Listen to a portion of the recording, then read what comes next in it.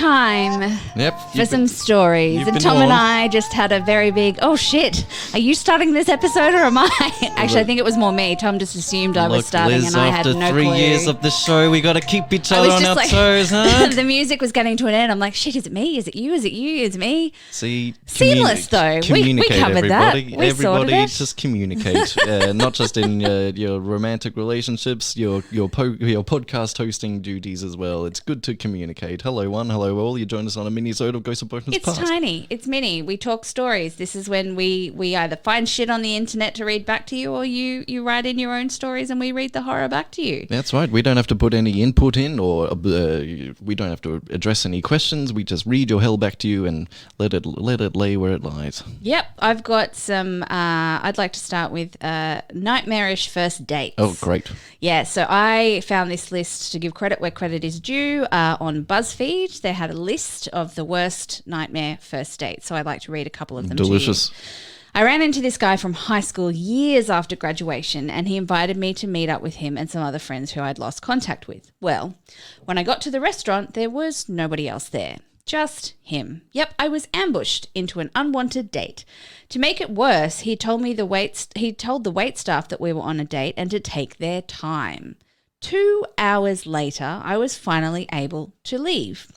He walked me to my car, and even though I asked him not to, and when I went to get in, he blocked me and leaned in for a kiss, which I was not down for at all. It was a dark parking lot. There was nobody around. Super sketchy. Well, something at dinner did not agree with him, so I turned my head to the side and went in for a friendly hug, and instead of his attempted kiss, his bowels unloaded, and it was the loudest, gnarliest fart I have ever heard in my life. It happened the second that the hug commenced, and he didn't let go until the fart was done. Then he tried to kiss me again, and I deflected into another awkward hug, and he farted again. All in all, it was at least 45 seconds of combined ass blast. In the end, he made eye contact and said, "Let's do this again." Hard pass. Thrilled this is a stories episode. Thrilled. I could have said, you went back for the... I know. And then let's do this again. I'm like, what, the fart part? Or the the ambushing someone into a date, or telling the waitstaff to ignore us to control the situation? God, here's a small one. Just a quick palate cleanse for you, Liz. Do you sympathize with this one at all? So a few years ago, I took my friend's phone, locked myself in her bathroom, and signed her up for Tinder. Oh. That same night, we swiped right on her now fiancé. Oh. They're getting married in September. You're welcome. Look, not from if someone did that to me, I'd be furious. However, I recently just talked one of my girlfriends off the ledge from breaking up with a guy that she just started seeing on Tinder. So if they do end up getting married, I will be taking full fucking credit.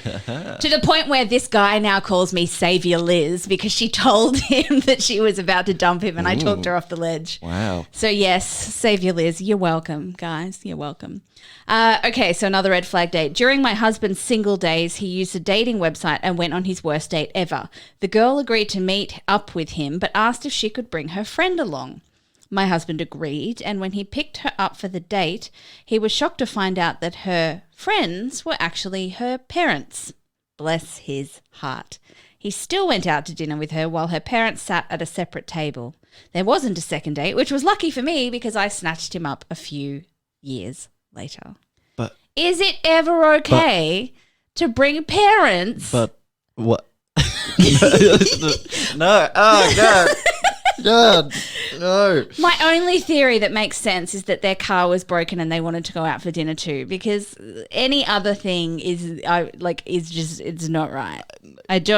It's wrong. I totally agree. This is hell and madness. I'll take the reins to furrow your brow at a breakup concerning religion. Oh, no. Now, this is a stories episode, so we don't have to give advice. You can keep your mouth shut if you wish. All right. My boyfriend and I broke up over religion. We were in a relationship for 4 years, and a couple of months ago, both his parents, who were Jewish, and my parents, who were Hindu, made us break up with each other because both families believed that there was no future for us. His Jewish parents didn't want a Hindu daughter-in-law, and my parents felt the same about him. Although we had tried for the past 4 years to get our parents to accept the other, they never did, which always led to arguments, and probably inevitably, I would say. We continue to remain friends now, and it breaks my heart every time I see him because I still love him immensely. Wow. So on this show, we have explored just hundreds of ways that two people can be torn apart. And there's another one, and that's not even your fault, right? It's just pressure and bullshit from above. I mean, not even from above. Like, I know people who've kind of hooked up with somebody and then they've been like, I can't date you because you're not Baptist enough for me. So it comes from all sides. This is true. This is true. I've got one last one for you. Shall we wrap it up with this one? Please. I went on a Tinder date to the movies when I was 18. He picked me up in his truck and played terrible, loud, and very depressing music. In the theatre, he was on his phone swiping through Tinder next to me the whole time. There, Then he leaned over and told me that I was so lucky to be out with him because all these other girls wanted to be with him. Yikes! My roommate picked me up when I excused myself to the bathroom and I got out of there before the movie even started. Very good. Wise choice, Yes, my friend. Interesting tactic on the behalf of the gentleman concerned. Do people think that works? You're so like, would anybody be like, I'm so lucky to be with you? Evidently it must, right? It must, surely. Not unless they were the richest person in the world and possibly a little bit famous would I put up with that shit. But if you can cop to that and have conceded to that, please let us know at ghostsofboyfriendspast@gmail.com. Or even if you've had that, it's not a question, it's a question put to you, is it? Or a statement put to you? Look how lucky you are. Yeah. Gee whiz, let us know. Not just that, any question you have, any response to advice we ever give on this show. Drop us a message on Facebook, drop us a message on Instagram, email us through. If you've applied to be a guest and you haven't heard back from me, then check your junk mail because we're having a bit of a junk mail issue still because Google. Yes, apparently it's not us, it is you. Absolutely. And if you want to be part of the action, join our Ghosts of Boyfriends Past group therapy group where we share relationship memes, we share advice, we share, I don't know, kumbaya fucking moments about how garbage humans can be. It's great and I love it. Rate, review, subscribe, share, all of the things. And we will be back next week with another main episode. I'll see you then. Stay tuned.